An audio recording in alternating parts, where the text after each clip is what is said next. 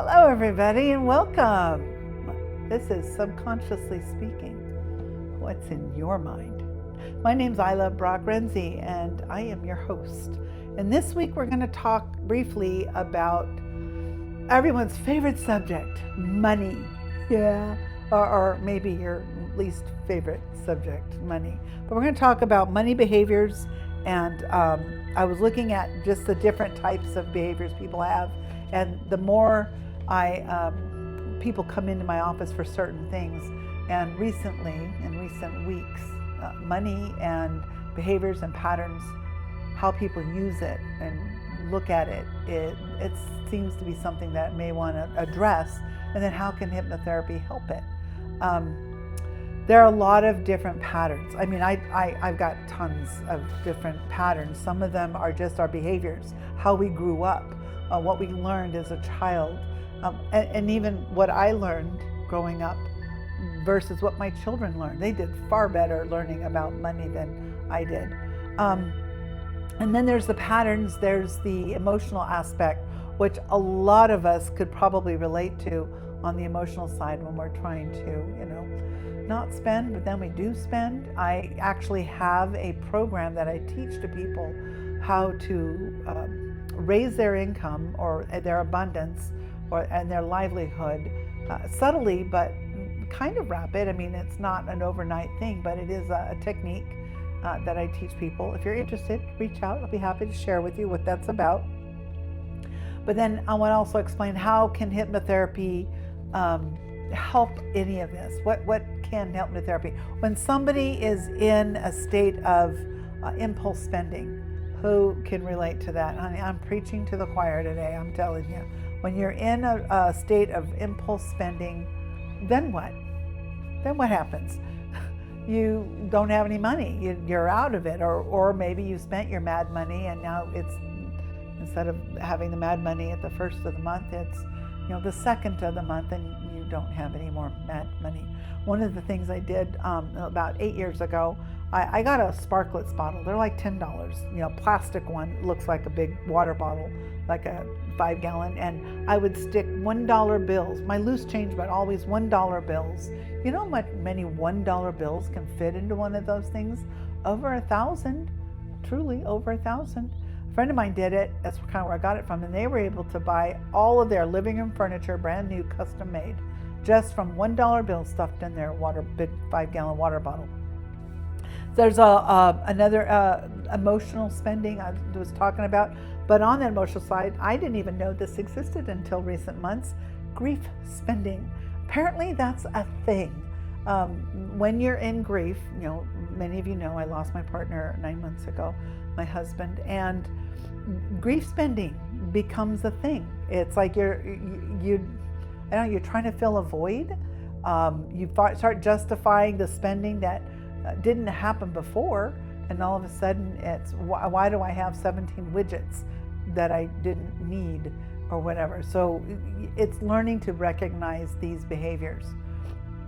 And then sometimes we want to avoid looking at our checking account. Well, I have checks, so I must have money in my account, right? And you know how you write LOL? A lot of times it's the lowercase l, the O, and the lowercase l. Well, that's not 101, that's LOL. We're laughing out loud at our bank accounts. One of the things that many of us may need to hear this, but just remember, your bank account remembers everything. So a lot of people go to cash, right? I don't recommend cash spending unless you get really good, copious receipt keeping. And I'm also not for a cashless society, don't misunderstand. I like using my ATM card so that I can keep track of what stupidly I did spend on, if you will. Spending can create a dopamine hit, but then it goes away. And sometimes just if you're doing online spending, you're getting the packages. That's like fun. You don't even care what's in them. And what if you bought something a day ago, it shows up and you forgot what you ordered? How many times has that happened? That's like often for me. It's like, wait, what? Oh yeah, wait, what was that? A box came yesterday and I could not for the life of me remember. And then I had to open the box, to look at, because I have one empty wall, I'm going to make a cork board on and put a dartboard up. I'll show you guys later. Spending after. So one of the things we can do in hypnotherapy to help your money spending, when you're especially if you're in scarcity, then you start to hoard. If you're given a lump sum of money or a large sum of money, you end up sabotaging that spending down to whatever your comfort level is. Let me explain a couple things. I grew up poorer than Job's turkey for a long time as a little kid. I mean, I remember there were 4 of us siblings at the time, and we were sharing one bowl of ravioli. Mom was just feeding us like little, shoveling it in, if you will. She did the best she could with the circumstances we had. And then I also didn't get taught the value of money. My mom found $1 she could spend. She would spend her dollars. Now, she never explained that she would put money away for rent or utilities, food, whatever. That was never something that was ever explained to me. And here I am, and I'm trying to keep a house, and I have no idea how to do any of this. So fast forward, and I'm now, at the time, I've also been divorced. At the time with my ex-husband, we had children, trying to create this budget. And to this day, I go to the grocery store, and I still, even though I don't need to, I keep track of, I'm not going to spend, you always do, and that might more, but it's just learning where your limitations are. Grocery store shopping, here's a little tidbit: cash and a calculator. That's it. You have your list, your cash, your calculator. You don't spend anything beyond that, and you're done. If you run out of money on your calculator, well, guess what? You don't get to buy anymore, or start putting stuff back. And sometimes when we buy stuff, because I did buy patio furniture. I haven't put it together yet because I need a place to sit outside. There's no place to sit outside, and I want a place to sit outside. Now, that was a want, but I think it'll be coming in handy as the summer comes up, is my justification. And I could afford it at the time, and well, I probably still could. But anyway, it was an impulse buy, and I'm looking forward to my patio furniture. Maybe I'll do an episode of Subconsciously Speaking from my patio furniture when I get it all put up. That would be kind of fun, huh? And then, but lining up our behaviors, learning to collapse the negative side of money. What is money to you? To me, it's energy. Also, looking at wealth and your money, specifically your actual money, not just investments, but what you literally live on day to day. What is that for you? Look at your pros and cons, keeping track of it every single day. Guilty of that. And I have several accounts to keep track of. So wouldn't it be nice if someone could just come in and, here's your allowance, I'll take care of the rest, and then not have to pay them to do that. Anyway, some people can be, will financially self-sabotage themselves. So you get a lump sum of money, you will keep spending it down. Sometimes you get an increase in income, and then your lifestyle increases because inflation increases. And that's your excuse for spending money. But if you're living comfortably on $65,000 a year, and tomorrow you start making $85,000 a year, don't you think you can still live comfortably on 65? What we tend to do is live to our maximum instead of living below our maximum. And that's what they all tell us. Here's a couple things. I'm not going to talk a lot about debt because that's your business. But if you have to make payments, you cannot afford it. Except for your mortgage. That's a big one. I mean, if you can buy a house outright, good on you. Teach me how. But other than the mortgage, if you have to make payments, you can't afford it. You should always have a small emergency fund somewhere in case you need tires or a battery or just some, the water heater goes out or whatever. Just something that allows you to have that flexibility. Some people spend when they're mad. Okay, so look at how you're spending your money and how, if it's emotional, if it's not purposed or intentional. And that's when you call me. Well, what can I do? What can I help hypnotically? We can make some shifts in hypnotherapy. And sometimes it takes the technique that I use, IEMT, integral eye movement therapy. We can use that even sometimes to collapse those negative memories, those traumas that you've experienced in the past, and just help you conquer it, so that spending becomes, a thing we do, not a thing that becomes always thinking about it. It was always been my prayer when I was, in those very lean times, that I could live a life where I do not have to worry about where my utility money's coming from. Because there's been times when I'm struggling and, I'm begging, electric companies and gas companies, please give me 24 more hours. I don't know what good that would do, but just to be successful in that. So I never want to be like that.